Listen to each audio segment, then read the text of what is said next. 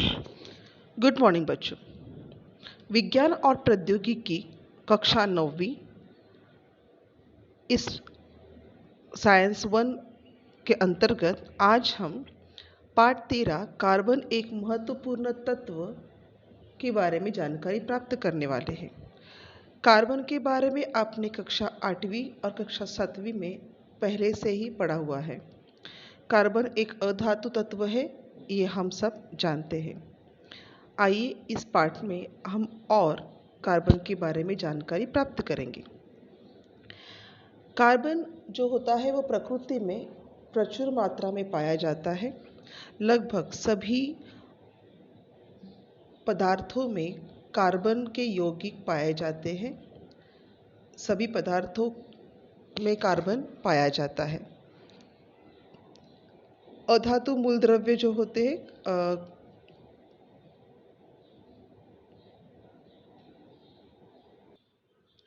सभी विविध वस्तुओं का कार्बन एक महत्वपूर्ण घटक है। इस कार्बन के बारे में जानकारी प्राप्त करते समय हमें ये जो चौकट दिया हुआ है, इस चौकट की तरफ ध्यान देना है। देखिए क्या लिखा है इसमें। कार्बन को सी, कार्बन की जो संज्ञा है वो है सी, अंग्रेजी सी अक्षर से दर्शाई जाती है। कार्बन का परमाणु अंक 6 है, यानी कि प्रोटॉन और इलेक्ट्रॉन्स की संख्या 6 होती है। कार्बन का परमाणु द्रव्यमान 12 होता है। इसका इलेक्ट्रॉन स्वरूपन 2 और 4 है। 2 और 4 कैसे आएगा? तो कार्बन जब इसकी जो अंदर की कक्षा है उसमें 2 इलेक्ट्रॉन पाए जाते हैं और बाह्यतम कक्षा में 6 इलेक्ट्रॉन पाए जाते हैं। 4 इलेक्ट्रॉन, सॉरी, कुल मिला के 6 इलेक्ट्रॉन्स, अंदर के 2 और बाहर के 4। तो बाह्यतम कक्षा में 4 और अंदर की कक्षा में 2, कुल मिलाकर 6 इलेक्ट्रॉन्स पाए जाते हैं। इसलिए कार्बन का इलेक्ट्रॉन स्वरूपन क्या है? 2 और 4।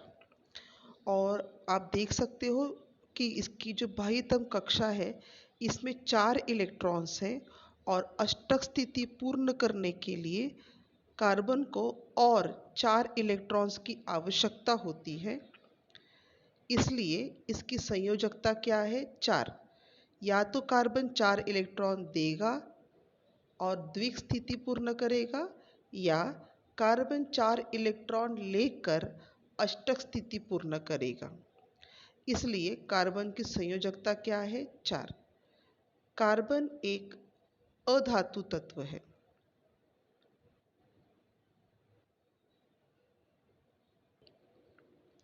इसलिए आपने सबसे पहले ये जो लिखा है हमने यहाँ पर, इस पर ध्यान देना है। ये बहुत ही महत्वपूर्ण है। रिक्त स्थान, जोड़ियाँ लगाओ। एक वाक्य के उत्तर के लिए ये चौकट जो है ये आपके बहुत ही काम में आएगी। कार्बन की संज्ञा है सी, परमाणु क्रमांक है 6, परमाणु द्रव्यमान है 12, इलेक्ट्रॉन स्वरूपन है 2 और 4, संयोजकता है 4 और कार्बन एक अधातु है।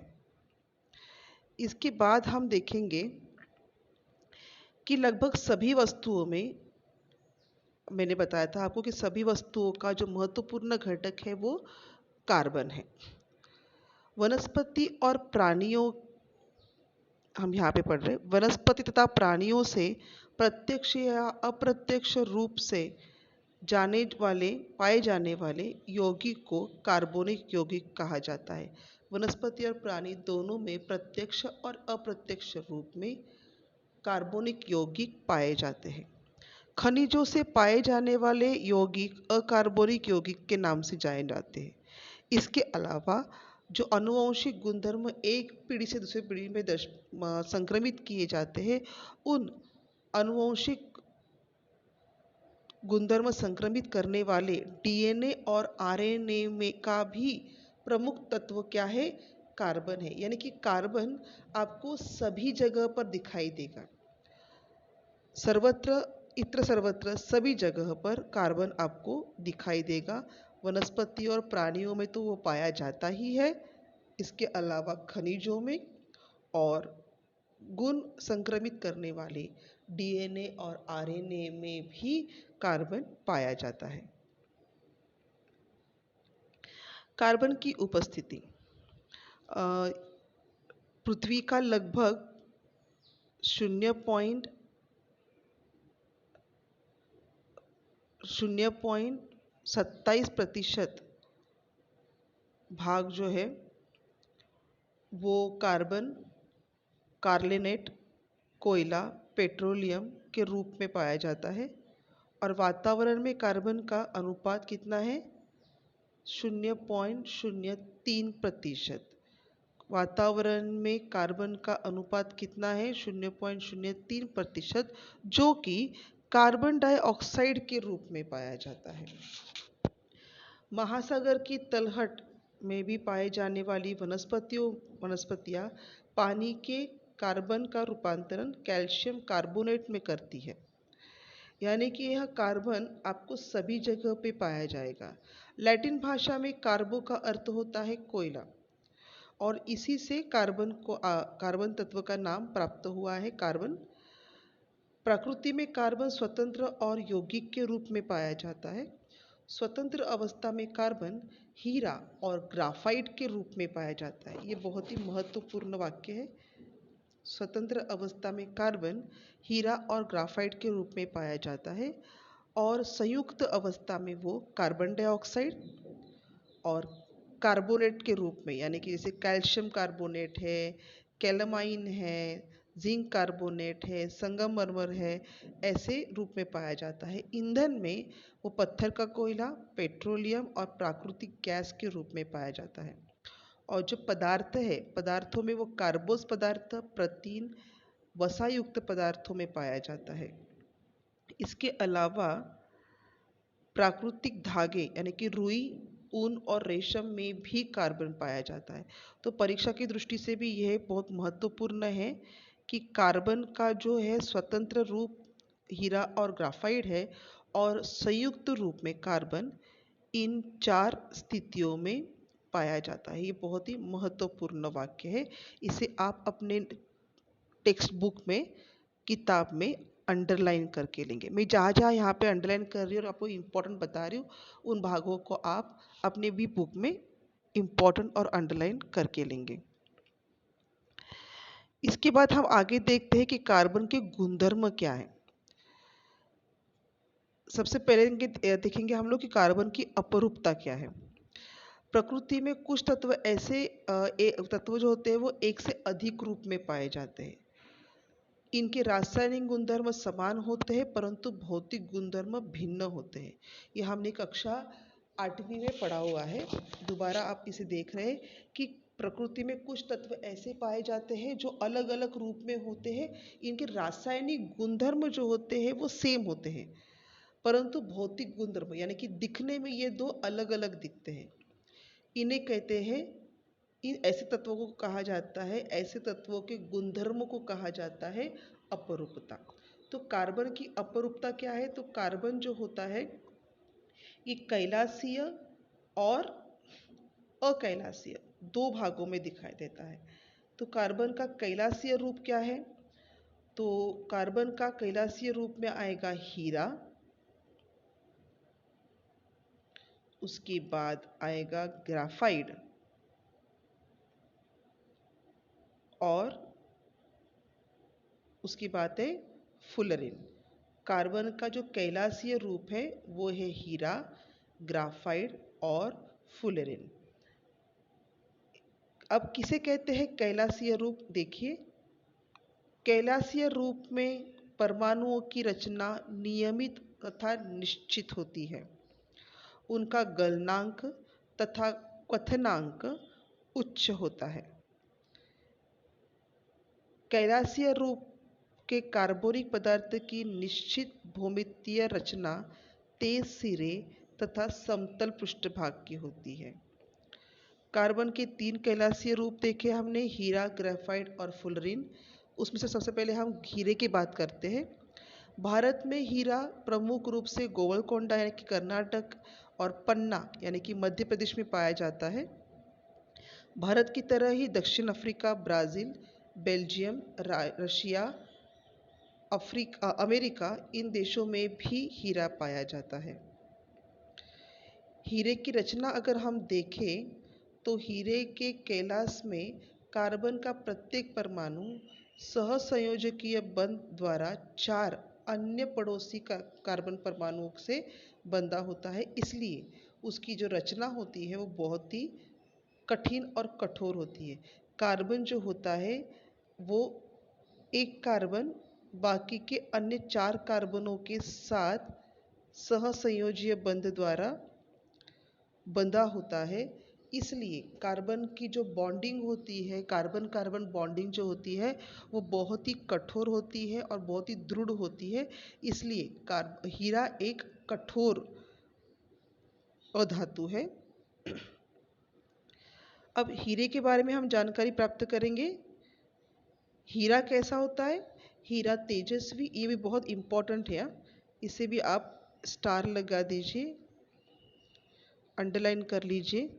हीरा एक तेजस्वी तथा शुद्ध पदार्थ है, कठोर पदार्थ, सबसे कठोर पदार्थ है। इसकी घनता 3.5 ग्राम बटे 5 ग्राम 3.5 ग्राम पर सेंटीमीटर क्यूब होती है। इसका गलनांक 3500 डिग्री सेल्सियस होता है। ऑक्सीजन की उपस्थिति में 800 डिग्री सेल्सियस पे अगर आपने हीरे को गर्म किया तो कार्बन डाइऑक्साइड गैस की कार्बन डाइऑक्साइड गैस मुक्त होता है और इस प्रक्रिया में कार्बन डाइऑक्साइड गैस के अलावा और कोई उत्पाद नहीं मिलता, क्योंकि हीरा जो है वो पूर्णतः कार्बन से बना हुआ है, इसलिए ऑक्सीजन के साथ अभिक्रिया होने के बाद केवल कार्बन डाइऑक्साइड गैस ही मुक्त होती है।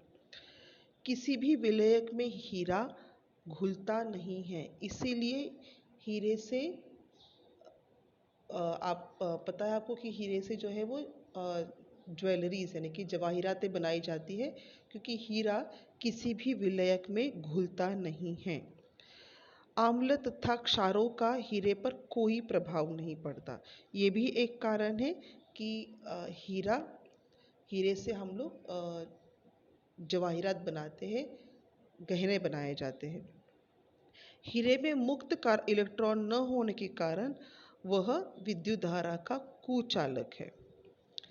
हमारे भारत का सबसे प्रसिद्ध कोहिनूर हीरा, यह हीरा गुंटूर यानी कि आंध्र प्रदेश में स्थित कोलगुर खदान में 13वीं सदी में पाया गया था। इसका वजन 186 कैरेट था। हमारे भारत का ये हमारी शान है, हमारा कोहिनूर हीरा। इसके बारे में आपको जानकारी होनी चाहिए कि यह हीरा गुंटूर जो आंध्र प्रदेश में स्थित एक गांव है वहाँ पर पाया गया था।